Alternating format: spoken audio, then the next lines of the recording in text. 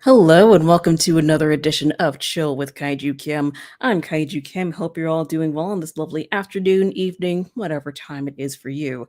Before we get rolling tonight, just a quick announcement. For those who don't know, exactly 3 weeks from today, I will be hosting my annual Toys for Tots charity stream. Toys for Tots is a nonprofit organization that gathers new unwrapped toys and gives them out to less fortunate children at Christmas time. I personally believe that every child should have some toys to play with, especially on Christmas. So that is why I have gathered my friends from Kaiju Live, Toku Toy Town, the Power Trip podcast, Monstrosities, the Godzilla Novelization Project, and of course my dear friend and twin Tawny Winter to help me out with that. We're going to be working towards a donation goal of $800. So there's going to be giveaways, games and trivia, discussions, all that fun stuff. It's going to be a good time. So please mark your calendars for Sunday, December 18th at 7 p.m. Eastern Time. That's going to be my last stream of the year, and it's going to be fantastic. So don't miss out. Alrighty, on with the show. So we all love kaiju and tokusatsu around here, right? There's nothing like watching some guys in rubber suits beating the snot out of each other. We all love it here, but some normies, as I like to call them, think it's a little silly and don't take it very seriously. And I wanted to take tonight to see if I can persuade some of those people to start thinking a little differently about kaiju tokusatsu stuff. And highlight the fact that there's more to it than just guys in rubber suits beating the snot out of each other. And here to help me out with that is the artist behind Neo Monster Island, Mr. Sean McGuinness. Welcome, welcome. Peace and love. Peace and love. Peace and love. What's going on? Thanks for coming on the show. Ma'am, I'm so glad to be here. Thank you for having me on. And thank you for being here once again. And let's see who we have here in the chat tonight. We got Godzilla93. Hello, welcome, welcome. Kasaibo F29, welcome. Doomzilla, hello, hello. Godzilla Train 1090, welcome, welcome. Michael Hamilton, yes. Hello, everybody. Support the children for the children. Yes, amen. All right, Shauna, why don't you take a quick minute and tell us all about you? What you got going on? Well, I am a webcomic artist, author, and activist in the Godzilla community. I started back in 2000 doing a very lowbrow webcomic called Twisted Kaiju Theater. Basically, I took toys and had them punching each other in the stomach and doing crass jokes. And then over the years, I not only got a following, I actually learned how to evolve beyond that. It would get so popular that I would get invited to a convention where I would meet my future wife. And as our relationship grew, she told me, you know, your webcomic is great, but you're not utilizing your full talents. You should be an artist. And I thought she was crazy. Well, a year down the road, my artwork is in the Columbia Museum of Art being sold as part of a charity auction. And that's when I learned that my hometown was really starved for something different. And so I built a career out of evolving beyond the webcomic artwork. I would take my figures and put them in scenes of the American Civil War, French Impressionism, World War II propaganda, Japanese woodblocks. And I would get a really good following. It actually turned out to be what I was meant to do. And as I started to realize about the power of art and the power of politics and activism, and even though my webcomic had 1,800 issues, had been online for 15 years, I deleted the entire thing off the internet because I decided I wanted to be more progressive. And a lot of the jokes that I told did not age well. That's who I was back then. I was an edgelord. I was desperate for attention, and I thought that this was the way to go. And I started it back up again in 2019, more responsible. I'm almost at 300 issues. I'm still just about one of the only kaiju toy webcomic artists out there. And I'm just not satisfied with being just a convention artist. And not that there's anything wrong with that, but I want to see my artwork in galleries, museums, coffee shops.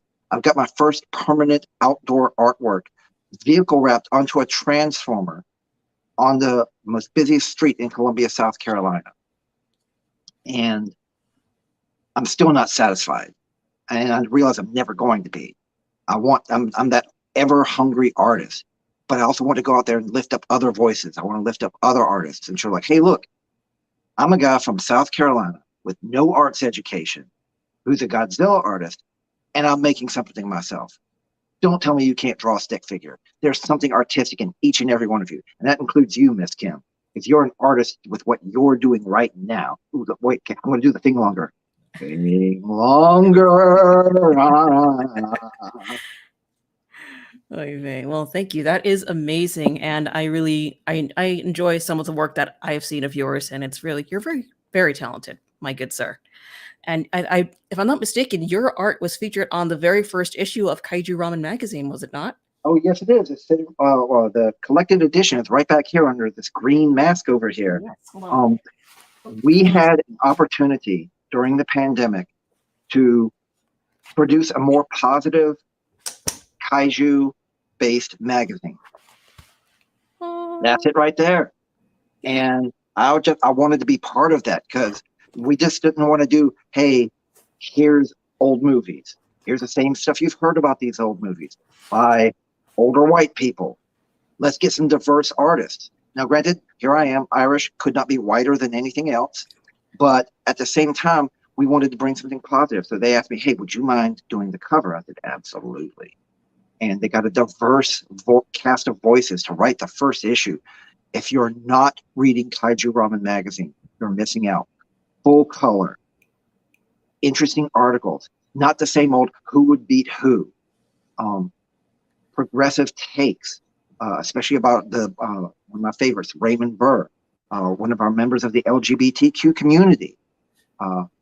It's just an absolutely fascinating magazine. You've got to get in on it.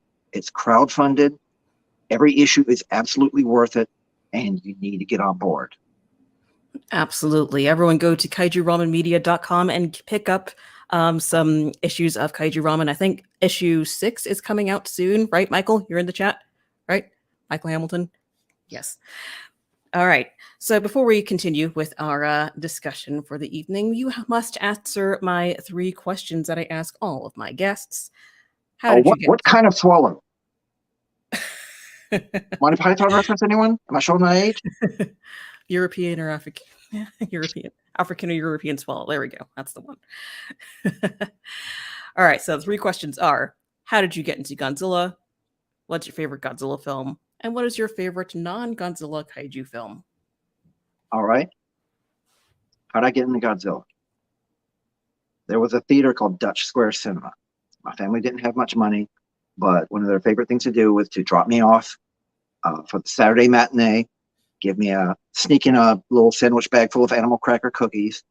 And I'm sitting there watching this film called Godzilla versus the Smog Monster.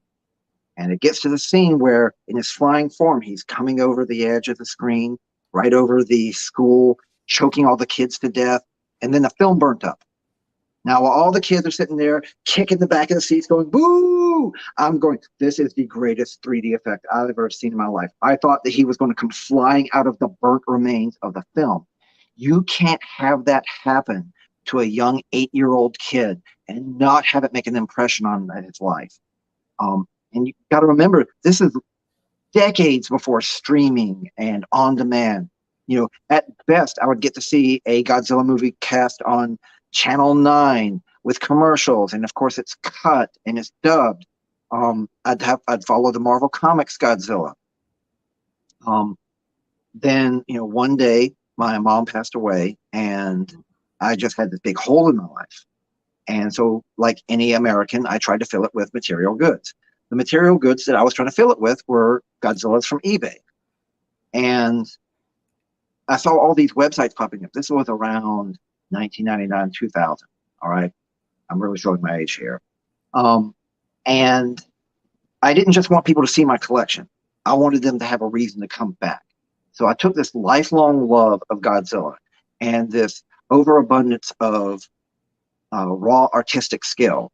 I wouldn't call it talent. And that's how I created Twisted Kaiju Theater. As far as my favorite, you say my favorite Godzilla or my favorite non-Godzilla kaiju? Your favorite?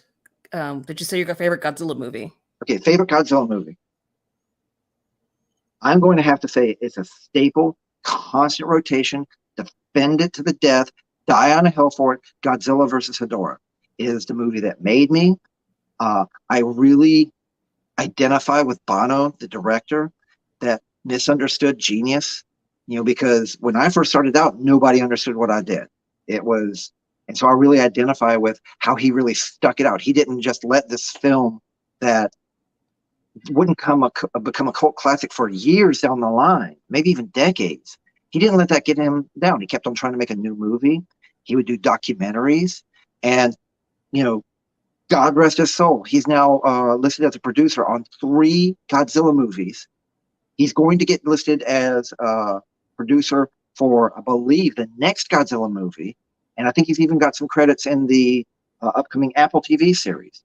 I mean, that's a legacy that lasts longer than you do. That's what I want. And I don't just want, oh, here's my artwork. It's on permanent display here. I want to be seen in the ripples when I throw the rock of myself into the ocean and see other influences or other people that I influence. Watch them grow to be other artists, not just Godzilla artists. Just watch them grow because they met something that I did that inspired them. So I'll throw hands on anyone who says that Godzilla versus Hedorah is a garbage movie. It is a core sample of the fashion, the politics, the music, the culture of the time. And while it is very dated, I would say it's timeless. And let's see here for my favorite, Your not favorite non-Godzilla kaiju colossal, film? colossal. Colossal. Oh, okay. I went out of that movie stunned. I had to lean against a lamppost to just take in the sheer fridge horror that movie had. That it's marketed as like, oh, it's kind of a romantic comedy. Oh, this woman accidentally controls this giant monster. And then you get to that scene of the toxic male influence. And no, this isn't just me being woke. There's a toxic male beating down a woman. And I was like, oh, this took a hard turn. This is good. I actually, as much as I love Pacific Rim, I would almost put this above Pacific Rim for how serious and hard in the paint it goes. I like the special effects. The last couple of scenes are just, I would call it fridge horror without spoiling the ending. I think it's an important work. It's not something I watch often because it's really hard to get through. But once you've gotten into it, it's just like, yeah, I recognize it. I think it's a great movie. I really do. Interesting. Yeah, that toxic male influence was completely caught me off guard. So yeah, I get what you're saying. That is a good movie. I think it's a good movie. I agree with you there.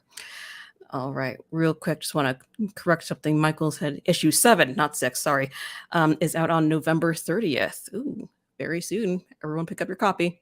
And just want to say hello to Matt from Monstrosities. Hello, hello. And our friend Danny Demana. Hello, my good sir. Thank you. And Raf Enshama. Hello. Yay, so many awesome people here. All righty. Well, people gravitate towards greatness, and all these people are gravitating you. You are the center of this universe. I don't I won't argue with that. No. You're not coming here for me. They're coming here for you. No, they saw your name in the title. They're like, oh, I gotta watch this. Oh, and if anyone's curious as to why someone might pop up in the chat with Shin Goji, that's my old internet handle and author insert character for my webcomic. I actually had the name Shin Goji at least 1 or 2 decades before Toho came up with their incarnation. And the reason I came up with it is because I was a big Street Fighter fan. And Akuma was one of my favorite characters, not just because he's a standard Shotokaner. I liked his story. I liked his background. I thought he was a very interesting character. And there's an alternate powered up version called Shin Akuma. So I wanted to be Shin Goji. And from what I understand, and I'm probably wrong, Another definition of shin might be skinny, and back then I actually was skinny, not like now. So it kind of fit. Awesome, awesome. All right, so let's move on to our main topic of the night, which is, maybe taking kaiju films a little more seriously. This goes out to all the normies out there. I don't know if they're watching, but here we are. So, in your opinion, what do you think is the reason behind people not taking kaiju films seriously? Do you think it's because of the suits, the plots, or maybe a mixture of both? Okay, this is a really multifaceted question, and there are a lot smarter people than I am than, or there are more smarter people than I am that have touched on this subject more eloquently than I can say. But I'm going to try and be as eloquent as I can. A lot of it is Americanism. Oh, look, it's guys in rubber suits knocking over toy buildings. Star Wars, toy buildings, suits. There is no difference between Star Wars and Godzilla. So let's knock that right out of the park right there. Um, some of it is a inherent, I'd hate to use the word racism, but I will use the word bigotry. Oh, look, it's Japanese people trying to do Hollywood. Um, a lot of it is that they just, people who watch it never grew up. They don't look at it. It's always going to be a dumb kids thing that they watched when they were younger. Um, they don't see the value in it. I mean, I can go back to the earliest kaiju movie, King Kong, 1933. Also, Beast from 20,000 Fathoms. Can't remember the year. Both of those, very primitive, but still very watchable. And you can see the influence they had on the genre. Without these two movies, we wouldn't even have Godzilla. So a lot of people aren't going to see the value that these have. I've talked to modern Japanese people who would wander by my table at a convention, and they don't even know their own history of that Godzilla, the first 1954 film, was a protest film. Most people just think, oh, it's got nothing to say. It's just a dumb monster flick. Um, every kaiju movie has a core sample of the time that it was made in. Versus Hedorah, ecological horror. King Kong versus Godzilla, capitalism, anti-capitalism. 1954, the horrors of the atomic war. Um, and I get it. The world's a dumpster fire. You want some escapism. You don't want to look too deeply into these movies. You just want to have a good time. Okay, that's fine. But you can't ignore what the director was trying to do when they made these movies. Yes, some of these movies were made under capitalism. Some of them were made to make money. One of the things I always get, well, if they hate money so much, then why did they make the movie? They had to make the movie to make money. Yeah, and they're still saying something in that. I'm just a Godzilla artist. I don't know what the answer is to that question to fight capitalism, but I can still point evil out when I see it. So you have these films, and on the surface level, if you don't even really need to be a film student, because I certainly am not. I've had to read up on these movies to really get where they were coming from. Um, Even especially Shin Godzilla. I mean, hell, Shin Godzilla is about bureaucracy. Um, so you have these films. They're trying to say something, and your average American is going to see it as a popcorn flick. I would even hesitate to call them normies because I've even seen some self-professed Godzilla fans who say there's nothing deep in these movies. And sometimes you got to take what they say with a grain of salt because they're disingenuous.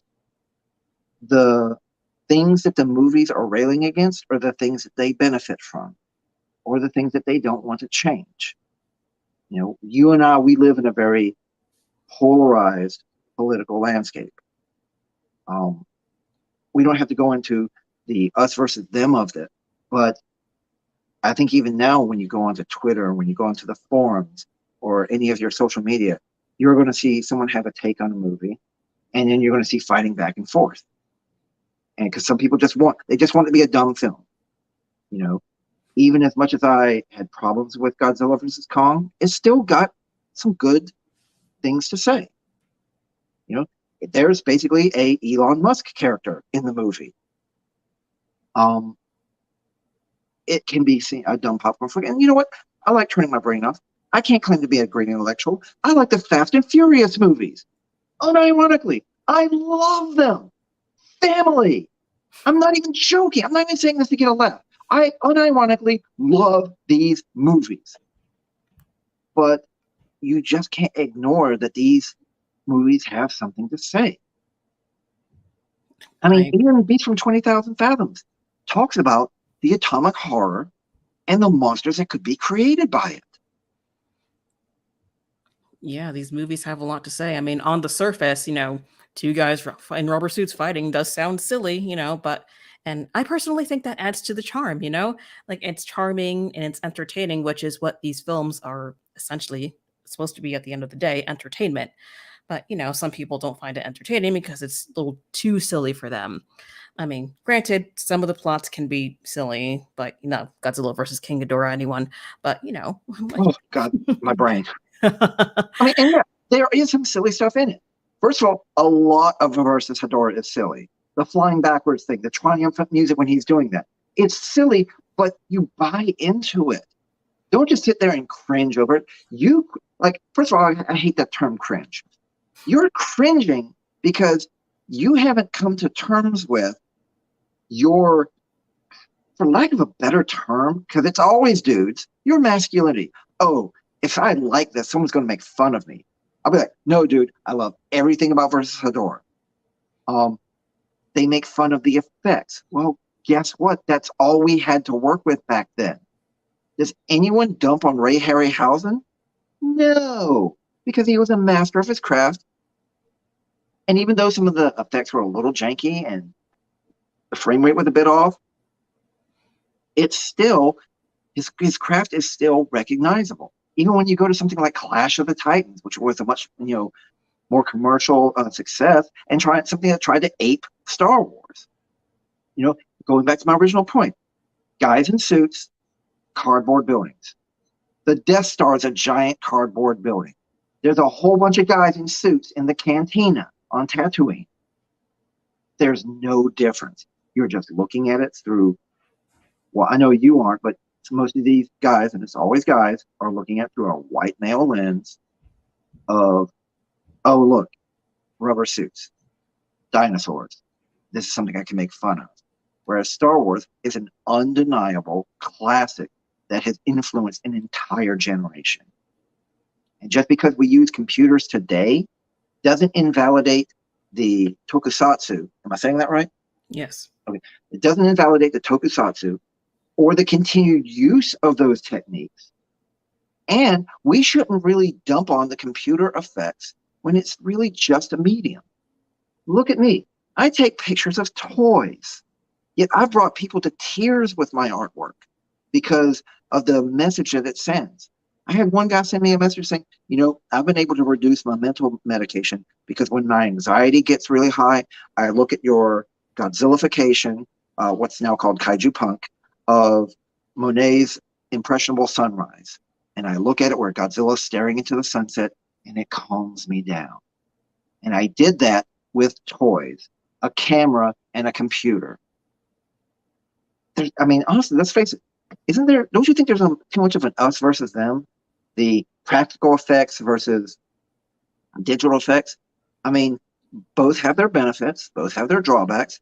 And honestly, the digital effects people should be getting paid more. Unionized, they're getting taken advantage of, but it's just a medium. Does anyone dump on Van Gogh? Oh, look, he's using oils and pigments and a piece of cloth.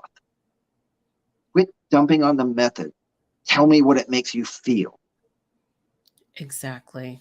And yeah, I mean, I was going to bring this up later, but yeah, a lot of work goes into these kaiju films, like, and it doesn't matter if it's just like, building the miniature sets, building the suits, setting up the pyrotechnics, making sure no one gets set on fire. A lot of work goes into these films. I mean, don't we And get as much enjoyment out of Charles Barkley versus Godzilla in a very capitalist commercial to sell shoes? Don't we get so much joy out of that as we see him put on these big, goofy glasses that clearly were made just for his head? I mean, we don't think, oh, now how's the square cube law going to affect those glasses? No, shut up. It's a good moment. It's funny. We don't even, of course, it's not even anywhere near as good as the original Godzilla movie, but it's fun. And can't people just like stuff? yes, just let people enjoy things. That was another point I was Do gonna bring up, like, just remove the stick from your butt and, exactly. like, let people have Do a good no time. harm. All right. So long as it does no harm and isn't promoting hate, misogyny, I got a whole list I could go through, but I'll keep it short. So long as it doesn't promote evil, can't you find something good in it? Exactly, exactly. And yeah, one of the points I was gonna make is just, it just the genre brings so much joy to so many people, and I mean, like I said, at the end of the day, it's supposed to be entertainment. Just be entertained by it. Like, embrace the silliness every once in a while. But people make the mistake of lumping in all the goofy stuff with the films that have more of a serious tone, like the original Gojira, for example. I was at a screening one time for that film, and people were laughing at some of the serious moments. And I don't remember exactly which moments, but I was just like, "That's not funny. Why are you laughing?" Oh, And I can still remember when Ken Watanabe, did I say that one right? Watanabe. Watanabe. Oh God, I'm gonna have to get my nerd card punched again.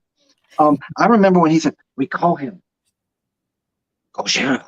I've heard people laughing in the audience, and the multiple times I saw it. Meanwhile, I'm just sitting there in my 2014 past self, going like, "Yes, yes, he said it right. He refused to say Godzilla." But Hmm. people are going to have different reactions. Yeah, they just laugh at oh, there's Japanese people on screen and it's hilarious for some reason. Mm, Well, like for instance, I think we can mostly agree Pacific Rim is a watershed moment and a love letter to the genre. absolutely. Pacific Rim 2, if you like it, I'm not going to diss you for it. I might ask, okay, well, why do you like it? And I'll say, okay, well, here's why I didn't like it. But you know what? You do you. You found something happy about it. I'm glad for it. There's a whole bunch of people out there who love some cyberpunk anime on Netflix, and I can't stand it. But I'm not going to dull their shine on them loving it because at least they found something to enjoy about it. And you know what? It may just not be made for me. Yeah. I mean, can't please everyone. You like some stuff, you don't like some stuff, they like some stuff, they don't like some stuff. It's all okay. It's okay to enjoy and not like stuff. That's It's why I keep going back to the cringe. You know, oh, you're posting cringe. This movie is cringe. No, you your are face is cringe. unable to process your emotions. I love My Little Pony, the new, the more recent one. I haven't gotten to watch it in years, but when that first came out, I was like, this is wholesome. I love this unironically. Nightmare Moon is best princess, and I will die on that hill. And you can still have, and let's look at the genre of Godzilla movies. We can have something as silly as scenes from Versus Hedorah, to something as soul-crushingly bleak as 1954 and Shin Gojira, movies that really don't have a whole lot of humor to them. You can just have it all. It doesn't all have to be one thing. I'm kind of disappointed that both animes are kind of very highbrow in their science, which, honestly, I wouldn't mind seeing something like, Matt Frank's Godzilla Rulers of Earth translated into an anime. But you know what? We'll get there. Hmm. Absolutely. And I think, people should keep in mind the intentions of the directors, which are clearly in the films if you know where to look, like the original Godzilla film from 54 is about, cautionary tale about nuclear weapons, and Shin Godzilla, like you said, is about bureaucracy. So why do you feel like it's important for fans and people in general to take the director's intentions into consideration when watching these films? We're about to have, maybe in about a decade or so, maybe two, a whole generation of people that don't really know about the atomic bombings of Hiroshima and Nagasaki. They'll read about it. but they won't have the context of it. I remember as part of a web comic and a cautionary tale, I went into the science of Godzilla's skin, not how invulnerable it is, that basically he is covered head to toe in scars worse than Deadpool and Freddy Krueger combined, that his entire body is just keloid scars. And I actually posted the connections to, hey, here's some close-ups of Godzilla's skin. Now here's some close-ups of skin from actual atomic bombing survivors. Yes, we can have our silly moments. Yes, it is perfectly fine for you to just sit there and enjoy the silliness and the giant guys in rubber suits knocking tar out of each other. But at the same time, you have to understand where this came from. If we don't keep educating the kids and the future fans and the current fans, these lessons are going to be forgotten. Star Wars was made in a post-Vietnam era by a director with just an active imagination, willing to put his whole career on the line. 54 was made in occupied Japan when they were forbidden from even talking about the atomic bomb in movies. Yeah, they could talk about the science of it, but they couldn't talk about the Americans bombing Japan in an act of war. And I won't get into my personal feelings about it, but it is vitally important that we continue to educate people, or these lessons are going to be lost. And like the song says, history shows again and again. History doesn't always repeat, but it does rhyme. And you can call me melodramatic. You can say I'm taking it too seriously, that some of these movies are just made to entertain. Fine. But look in every movie and you're going to find something. And even the active choice to say nothing is still a political statement, because they chose not to say anything. I mean, I can love me the Monsterverse, but it's hollow. I will watch it day and night. I will defend it to death, but it is hollow. It is, atomic bombs are great. You can get superpowers from atomic bombs, because that's how Marvel and DC do their thing, right? I got exposed to toxic waste and now I got superpowers. Look at Japanese media, Grave of the Firefly, Akira. It's almost like they got a different perspective on the atomic bomb versus the American. Hey, atomic power, yay! Hope we don't have it used against us. So it's important. Absolutely. Yeah, and with any film, in general, it's good to know what the director had in mind when he or she was making it. And that way you can understand what they were going for and have a better appreciation for it and even learn something. And that being said, intention and execution are two completely different things. Like a director can intend to make a serious film with a message, but end up making like All Monsters Attack or a Showa Gamera film. Look, I still defend All Monsters Attack. I Yeah, think I mean, honestly, it's entertaining. it's the other thing, and I get why people hate it, but man, the Minya hate or the Manila hate, I'm going to put 100% of that on toxic masculinity. There's a whole lot of people who just brag about killing Minya, and I can't wait to see Minya get his butt kicked.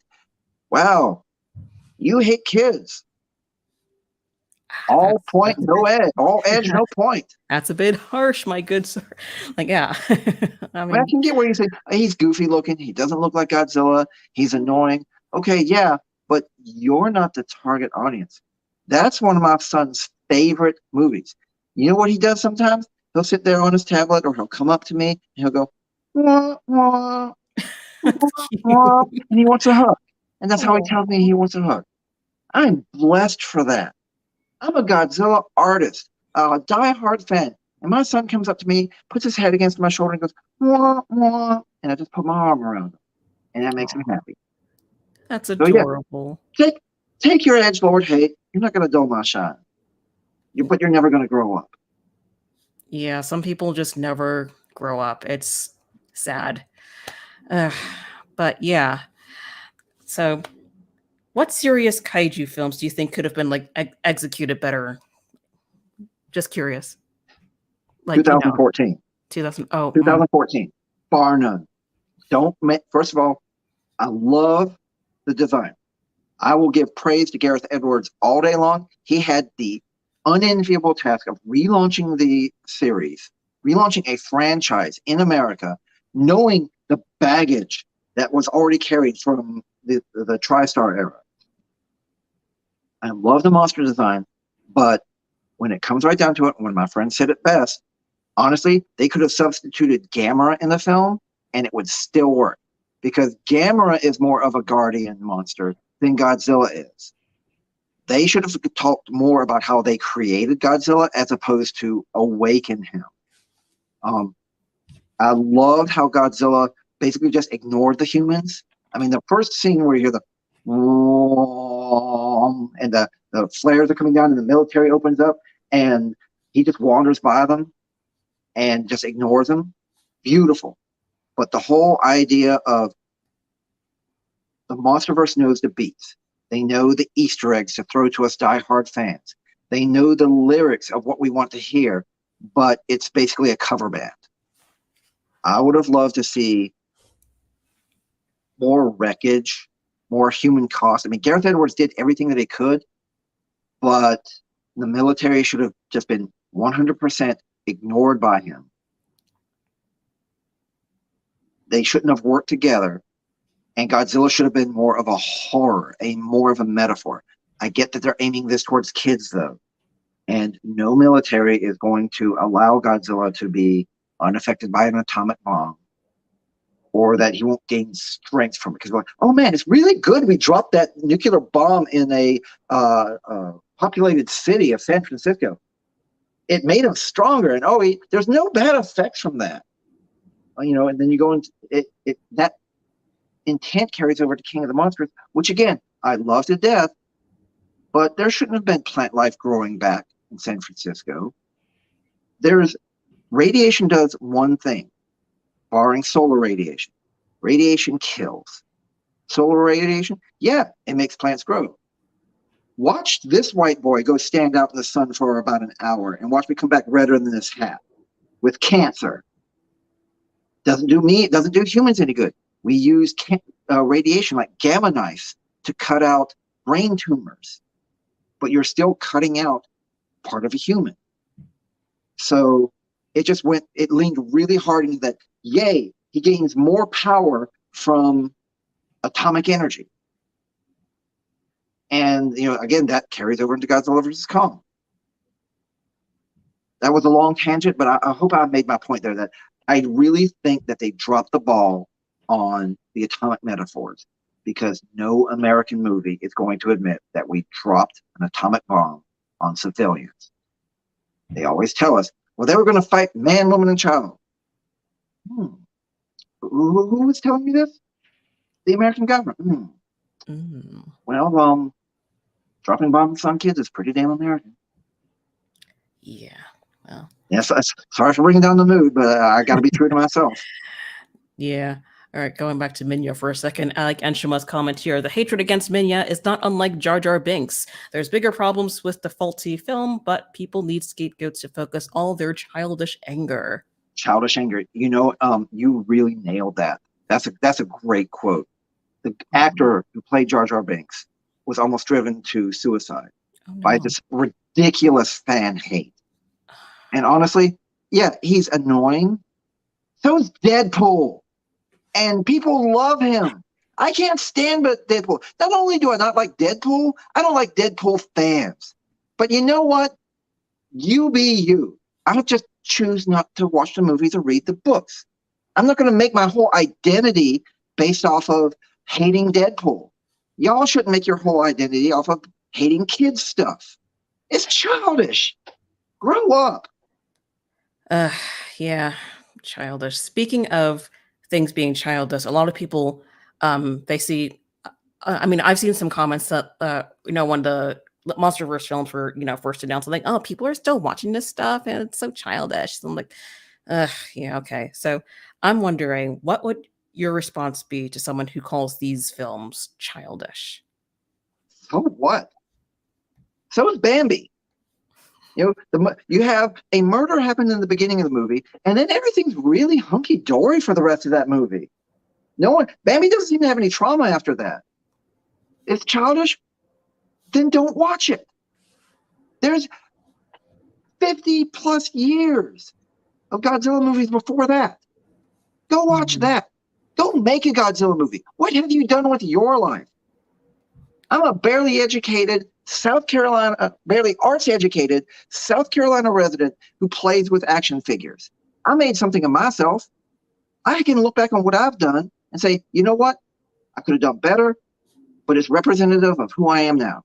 What have you done with your life other than complain?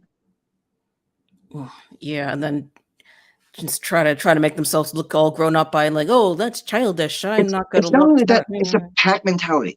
If I act this way, the herd will accept me. Dude, the herd's a bunch of hyenas. Come hang out with the lions. Come hang out with the cubs. Quit being a jackal. Yeah, That's my one superpower is analogies. yeah, very good. I like that analogy. Yeah, I plan on making a video on the topic of enjoying childish things, but basically where I stand on that is just like I said earlier, just let people enjoy things. Like if it makes them happy and they're not bringing harm to anyone, just let them have a good time. Like I'm sure the filmmakers had a good time making all of these kaiju films, which, Mm-hmm. going back to like all the work that goes into making these films. I mean, filmmaking in general is a lot of work, but again, with the suits and the miniature sets, pyrotechnics, all that. So I don't know. You've dabbled in filmmaking a little bit, or is it just like mostly the art stuff? I could go into stop motion, Ah, but it's just not my forte. It's honestly too much hard work. Um, yeah. um, I've dabbled with digital art, painting, a little bit of sculpture. Um, I'm a jack of all trades. I want to do one of everything, even if I fail at it, because I'm going to learn something from it. At best, I've created some GIFs that when you would go through the webcomic as you're scrolling down, there would be an animated GIF where someone's throwing a punch or a special effect is going outside the panel of the comic. Um, but I would tell you right off the bat, I would be the worst person to write a film because I'm too deep in the knowledge. I'm too deep in the fandom. I like to hear other voices. I want to hear someone's voice who knows nothing about a kaiju film. I want to hear. I want to see our first female director. It's long overdue. And I think in the Apple TV series, we're going to get at least two female directors. I want to see what they bring to the table. Yeah, me too. And real quick, I just like this comment from Michael here. Gatekeeping must pay well because people spend a lot of time intentionally trying not to enjoy things. Gatekeep the gatekeepers. There's not the only thing that should be gatekept is bigots, misogynists, and homophobes, Mhm. bar none. Absolutely. We don't need that in our fandom. You talk about the normies, and I try not to use that term, and I get where you're coming from. But one of the biggest things I say is I keep on saying keep the normies out as Goku powers up, and Goku wouldn't be on your side first and foremost. You obviously haven't read the material; you're just seeing what you want to see. And Mhm. second of all, aren't we made better by diverse voices? Mhm. This whole idea of the fake geek girl that they're just here for the attention, dude. I remember going to a convention. I'm so old, I remember when there weren't any females at a convention, that they were drugged there by their boyfriends, that they were just there to make them happy. I would have killed been able to talk to another woman about the passions of my geekdom, about Marvel comics, about movies, about Godzilla. And now that it's mainstream and we have all these people coming to the party, it's great. Everyone's coming to our party. Absolutely. Gatekeep the gatekeepers. Yeah. Useless scum. Yeah, that's annoying. But back to being an artist. Unfortunately, I have seen artists that are not treated with respect and they come across, people who demean and belittle their work. So, as an artist yourself, um, Is it safe to say that you can empathize with the filmmakers who are told that their hard work isn't worthy of being taken seriously? I can empathize with the death threats they've had levied against them. Oh my I god. can empathize with them being doxxed because all that's happened to me. I can't even imagine. Do you know what uh, Movies with Mikey said it best? Making a hit movie is like landing a bullseye from space. Look at all the hard work that goes into it. You don't just go, all right, I'm a director. I'm going to direct a Godzilla movie. No, it's about who you know. It's about working the circuit, about having your name chosen. No one gets to make the video game that they want. They just have they're lucky if they get part of that. To manage all those people, all that money, all that time that you can't get back. I can get money anytime. I could drop this right now, go out in an Uber, make $20 in half an hour. All right. I can't get back the time that I would spend doing that. So to spend all that time working on a movie just to have some chud from Cinema Sins break down all the worst parts of your movie. And they're being disingenuous about it because hate gets clicks. It gets engagement. All right. How often do you hear about cinema wins? I love me some cinema wins. I don't watch one Cinema Sins. I want to celebrate what those artists do. And I can't even imagine the people who put their heart and souls into any movie, into any creation, kaiju or not, and have some chud whine about what they did when that person hasn't even done anything with their life. You got to, it sucks, but you have to grow thick skin, and you can't take what they say seriously. Look for the grains of truth in what they're saying, which is very little. Look to the people who talk to you with respect and say, hey, I kind of feel like you could have done better here, or tell me why you did this. But again, that doesn't get the engagement. Yeah, I mean, constructive criticism is one thing, but if you're just picking apart every single detail, it's just like, what are you doing? Go Why is touch that grass. your identity?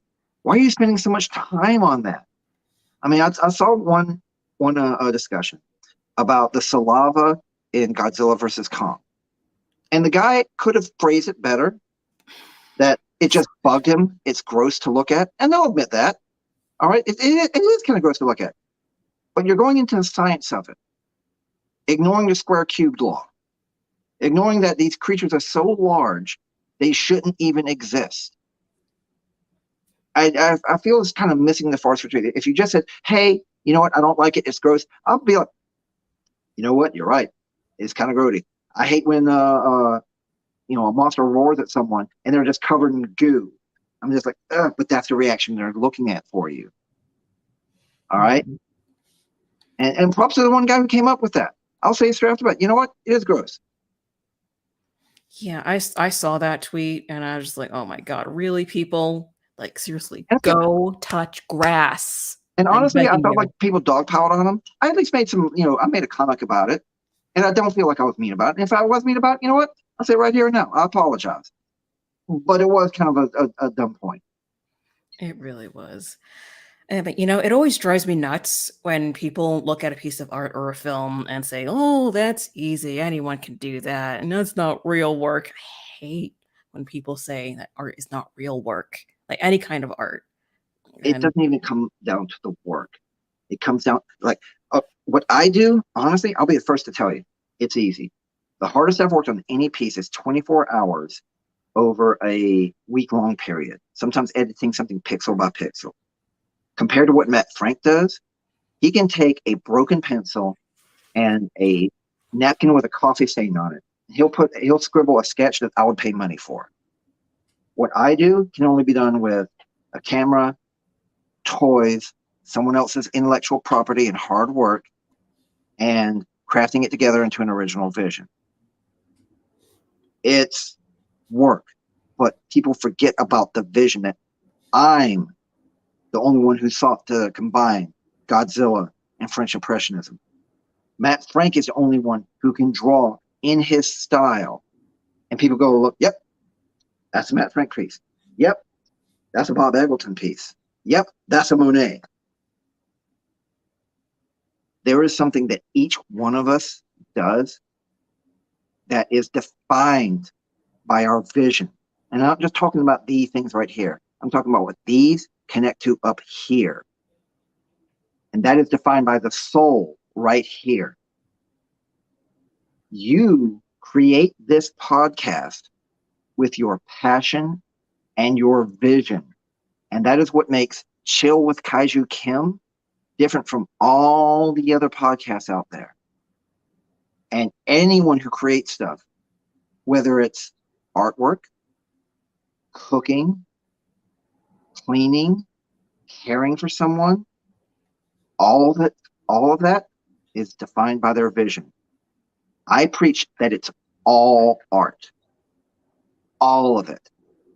Art just isn't, hey, I drew Godzilla in a pair of Nikes. That's art, yeah. But even the stuff that you do that wouldn't show in a museum, the care you give for someone, that's art. How you show empathy for someone, that's art. The scrambled eggs that you made that morning, still art because you made it. Absolutely. Slow clap for that one. You said some. Thank you. That is honestly my personal philosophy. It's what I try to teach when I go to schools and say, "Oh yeah, you do goofy art." I was like, "Yeah," but here's the thing: you can do this too. Anyone can be Spider-Man. Anyone can be an artist. Don't give me that. You can't draw a stick figure. What do you do that only you do? Exactly. And I like this comment from Doomzilla. Art is not real work. That's a lie. Art is tough work, and those who dedicate themselves to art should be respected. Amen. And that So goes long for as you're any doing kind no of art. harm. All kinds of art. Because Ben Garrison can go kick rocks. Yeah. Oh, mercy me. But yeah. I'm going to make friends tonight in the comments section. Yeah. But yeah, I think just the fact that a bunch of people in the filmmaking world put their hearts and souls into these kaiju films is enough to respect them. Like they're passionate about it, like you're passionate about your art. And, whether the films have a message or not, and whether the films are meant to be serious or not, or whatever, people worked hard to make those films happen. Without kaiju films, there would be no kaiju community, and I wouldn't be doing this show, And I know I'm a few days late for Thanksgiving, but I'm thankful for these films and for all the work that went into bringing them into existence. And that goes back to our gatekeeping comment. If we keep it just to us old school white guys dominating the genre, it will die off. If we don't bring new blood into it, it will become stagnant. And then we don't get these kaiju movies anymore. Did anyone think that Gareth Edwards was going to completely revamp the passion and interest for kaiju movies? Yeah, Del Toro is a good fit, but now we get new voices. This whole idea that we got to gatekeep the normies, screw that. Let's have, even if they make a mistake or make a bad movie, we'll learn something from it. Don't make it, again, I'm always going to go back to it. Don't make it your identity to just sit there and bash on someone.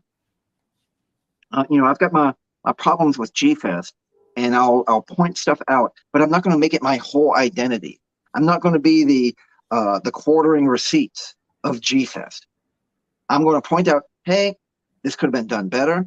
I will freely point out anything in any Godzilla movie that I think doesn't work, but it shouldn't detract from the overall picture.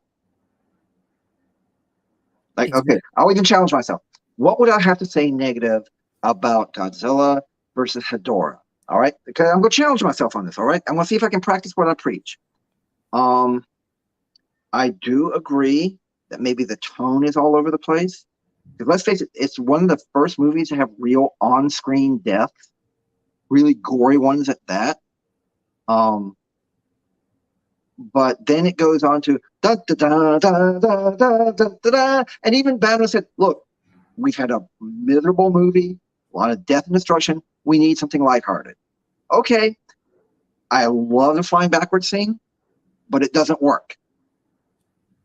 But you know what? In the genre of that universe, I'll give it a pass. So Absolutely. that's what I would say. If for Godzilla vs. Ghidorah, the tone is kind of all over the place, um, but overall, I love it to death, and I will die on a hill for it. Yep. Some of these films that we enjoy have, their issues. Like every film has their issues, but we enjoy them anyway, and that's what Godzilla we vs. call. Godzilla.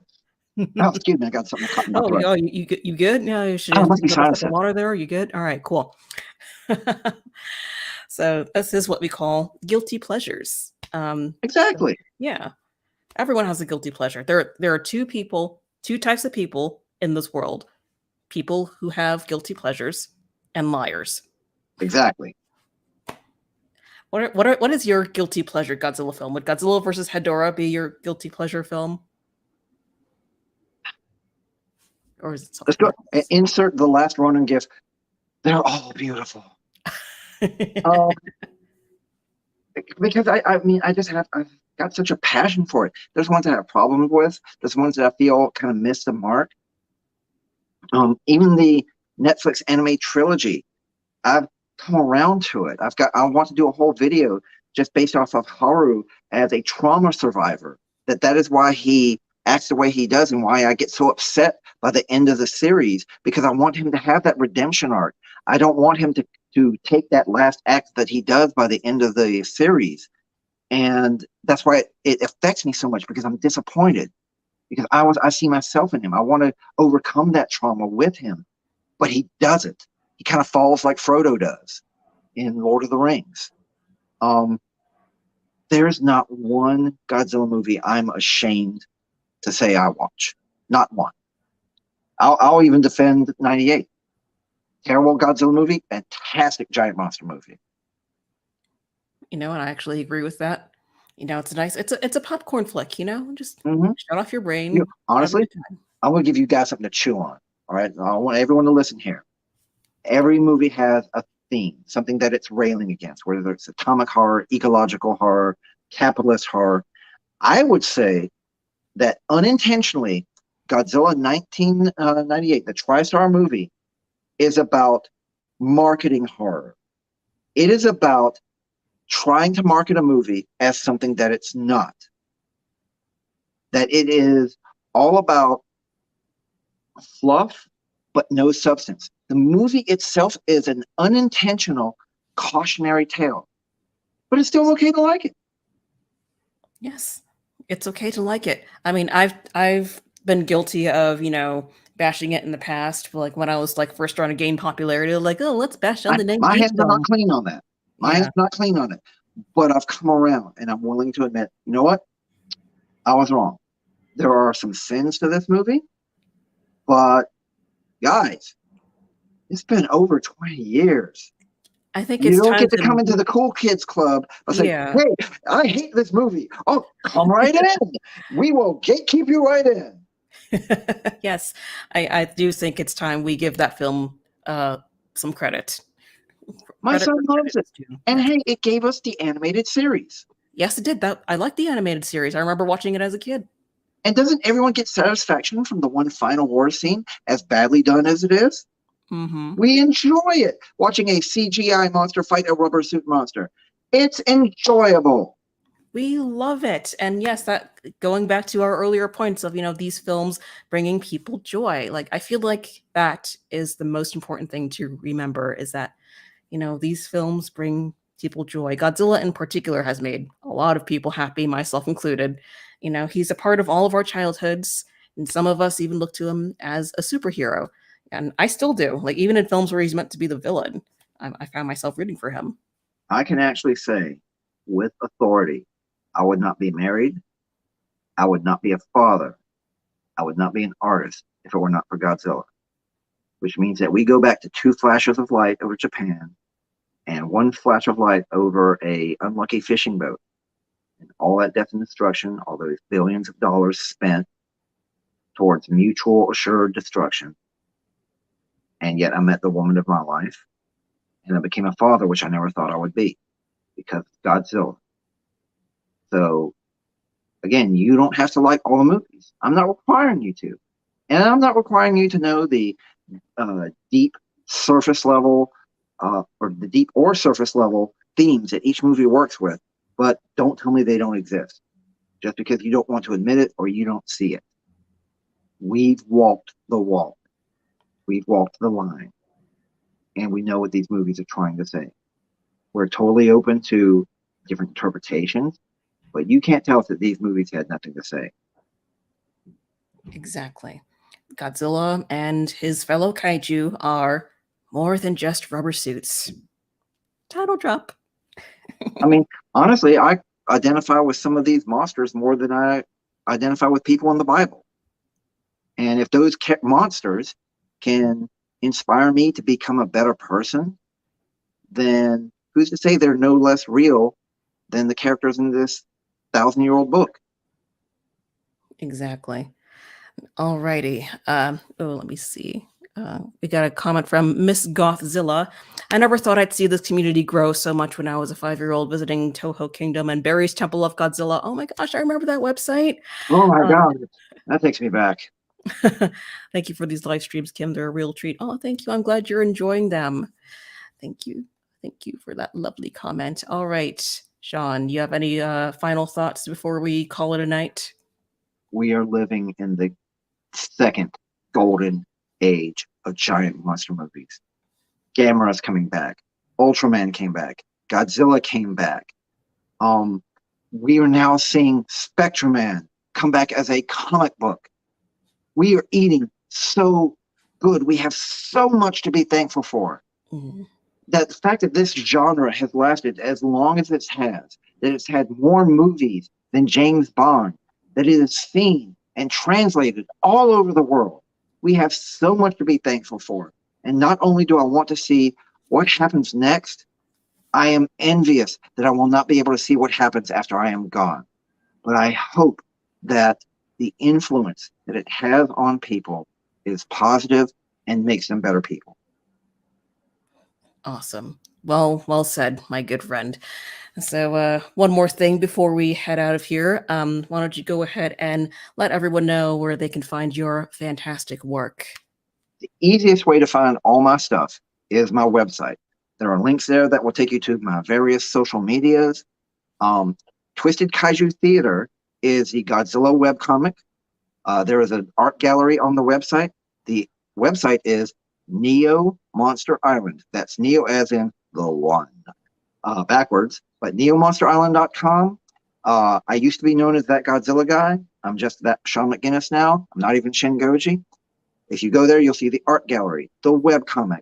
You'll get to see just all the social media aspects, and I'm going to be adding even more in the future. It'll even take you to my YouTube channel where occasionally I do a video essay. I don't plan on doing everything doing every video every week, but just when I have something to say, I want to try a new medium. Awesome. Well, thank you so much, Sean, for coming on to my show. It's been an absolute pleasure talking to you. We had a really good conversation tonight. I want to thank you for everything that you do.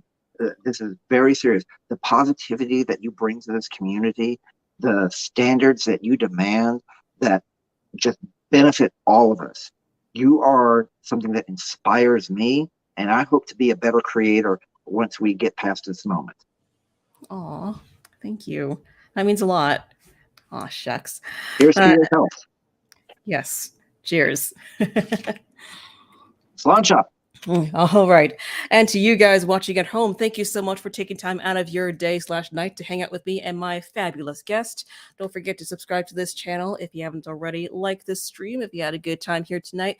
And be sure to tune in next Sunday for another edition of Chill with Kaiju Kim. Thanks for watching. See you next time. Peace and love.